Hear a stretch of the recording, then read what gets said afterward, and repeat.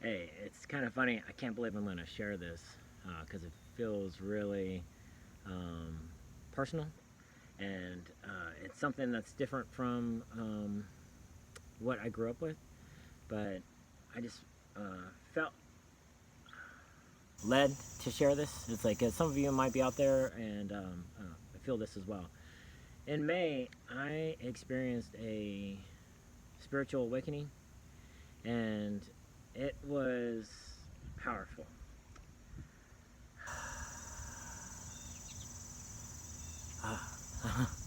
So me and my me and my wife were having some trouble for a while, and it's we're past 2020, and COVID is starting to look like it might be a thing of the past finally, right?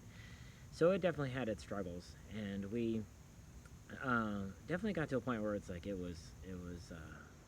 powerfully affecting us. Just it's like I was a photographer. Stopped being a photographer as 2020 hit and COVID was happening and kids were home, and so it's like I went ahead and took the be at home dad position. In that, we moved from Texas to Kentucky, and so it's like a lot of our network of friends and all that kind of stuff weren't really there, and so we had a really life changing time, and so it's like obviously a lot of stresses that can happen to anybody, right? So we're really at a low point. And it's interesting. We were in Texas visiting, and it's funny to say I was at my mom's house, and me and my wife started talking about some stuff, and it just made me start to cry. Men are crying. It's like we just love to do that, right?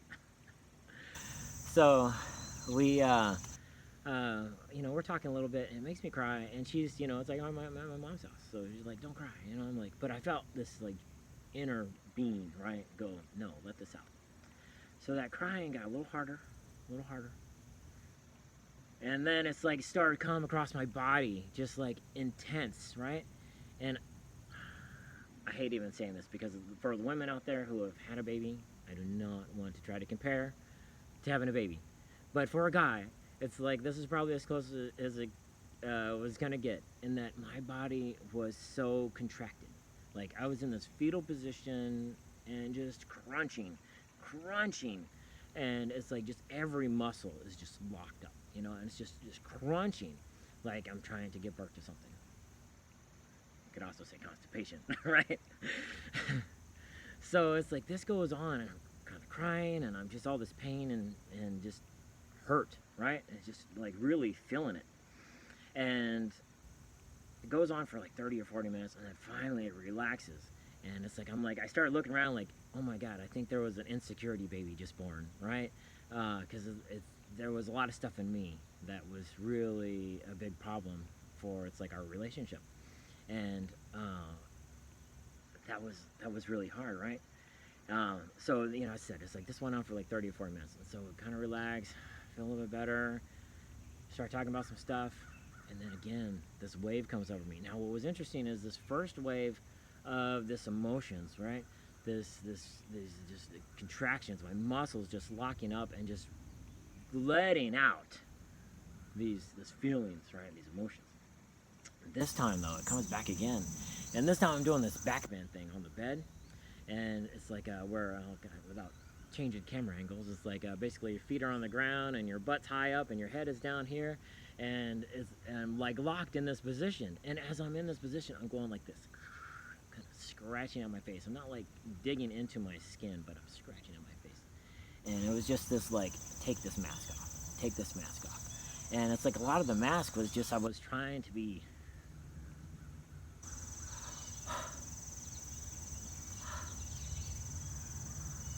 ah,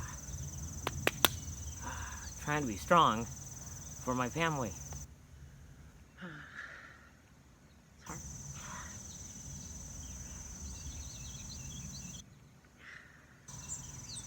Back in the now, right? Trying to be strong for my family. And it's like, take this mask off. Be yourself. Be authentic. It's okay. So this went on for again another 20 or 30 minutes. And I'm just locked in position. And I'm not even gonna joke. The next couple of days, my ass was sore. like just the muscles. It was a glute workout from hell, and it's like my back and everything like that. And so that went on, and then it's like I was explaining things to my wife of like, okay, this is how I'm feeling. This is what I'm feeling. This is this whole thing. And I'm telling her, and she's not really spiritual foo-foo, right? And she's got to be a lot of like, what the hell is going on here? I kind of like I look back and I laugh because I'm like, oh my god, that had to be like intense for her, right? So, so what's interesting, I was like, okay, then that's it. All right, we're good. And so we're talking a little bit more. I'm giving, yeah, this is like an hour and a half at this point, right? Of all this like awakening, right? I'm feeling pretty good. And we're talking, and we start talking about it's like how hard it's been for her, and it has been hard. I mean, it's like trying to move, trying to be in a new place, COVID. You're trying to take care of the kids. You're trying to do everything else too to help me, right, and to help us. Don't need another round of crying. I want to get through this. So, so another round comes around. She's talking and she's talking about how hard it is, and I touch her back. And I think at that moment, I became an empath. And I could really, and I say that because I touched her back and my arm locked up, and then my other arm kind of reached over and touched her arm, and they both locked up like if if you touch something electrical, they talk about it's like your muscles lock up and you're just tense, and in doing that, it's like I could feel her energy, I could feel her pain, and it's like her hardship trying to deal with all this stuff because it's like at this point, I mean, she's along with a job, and it's like I'm transition. I'm not doing my photography thing at this point. It's like I can't really be around clients. Just trying to be safe. It's like all that kind of stuff. So as I'm holding her, it's like my arms are locked up. My weight, it's like this weight's across my back, and it's intense. It's heavy. God, so freaking heavy. And I knew that it was her. And I knew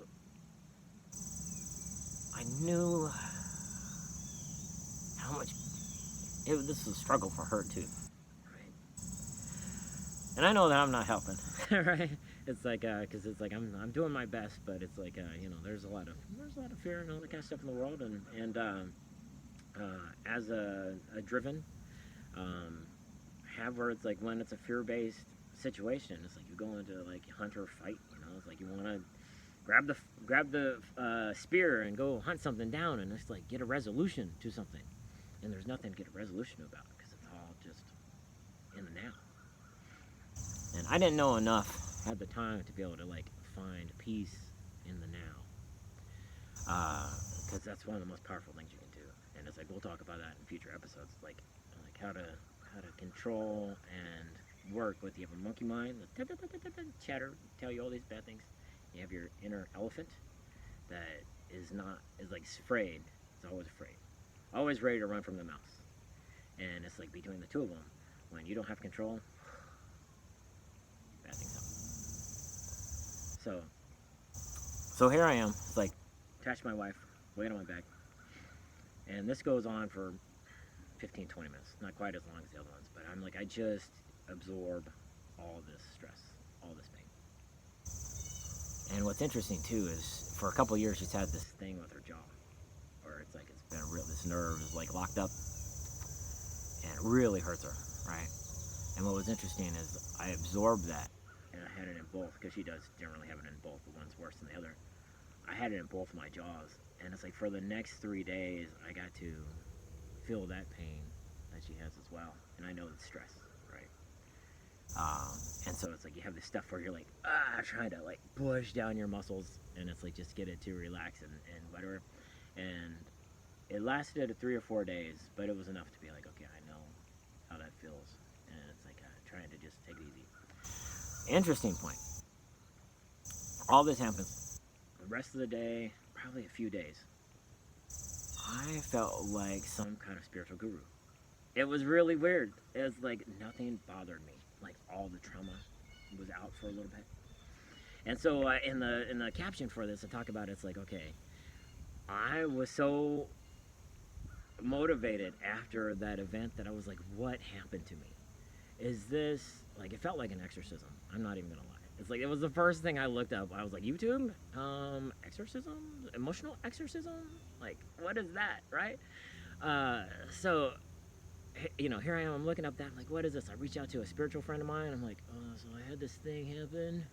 Do you know anything about that? And it's like, no, not necessarily. I mean, it's not necessarily uncommon. Um, so it was, but at the end of the day, it was an awakening. It was a spiritual awakening, and it's like so much of my life has changed since then. And where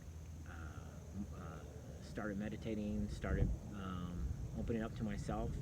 It's a weird place to be because in some cases it's like you have where you're doing that, and you the things you like, the things you want to do start to change, and the way that you are starts to change, and just it's really fascinating. And even in this, it's like making YouTube videos and stuff now, and taking everything I've learned from being a photographer for 10 plus years. It's like really 20, but 10 as a business, and just seeing where it's like I want to help drivens. I want to help get past the blocks, because if this spiritual awakening would have happened to me in the beginning of my photography career, it's like it would have been so much better. I have the photography skills, but I had so many blocks inside of me. I had abandonment issues. I had fear of money. I was afraid of rejection.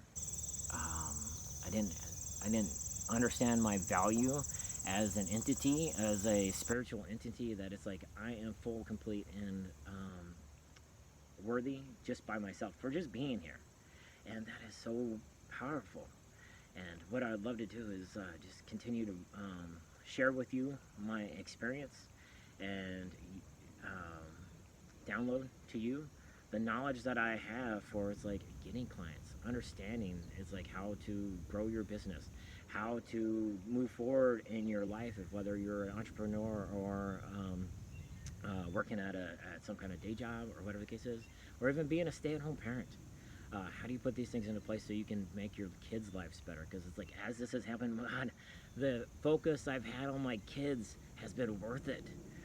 Just understanding them as people, understanding and letting those beliefs you have of the past and how your parents raised you, to just let that shit go and move on. And it's like, let them be their best them. And it's like, God, that is so exciting and exhilarating to me, that it's like my kids can have I didn't have a horrible life. It's like I'm as a childhood, but be able to be more focused, be able to tap in to resources that can let them do what they want in life, whatever they want to do in life, not because they felt like they had to. So I'm gonna wrap this up here. If you have had a spiritual awakening, and any of this sounds familiar, it's like, tell me about it. It's like in the comments. I mean, seriously, I want to hear more. I want to hear more about your stories, because this was so surreal to me, and it was so different, and it's changed my life, and it's changed the life of my family. It's like forever going forward, and it has its struggles, but it's freaking amazing. And I want that for you, and it's like anything I can do to help you to that. I've learned along the way that I didn't necessarily need a big stressful time of my life to tap into. It's like in a spiritual awakening, and I can help you with that now, because I've learned so much more. So I'm gonna leave you with that. Do you know the thing? It's like, hit the like and subscribe, because it's like I want to share with you, and I want you to share with me, because it's like this journey is amazing, and I think it's going to be happening to a lot more people soon. And I want to be there to help you. Okay. All right. Take it easy and have a great one.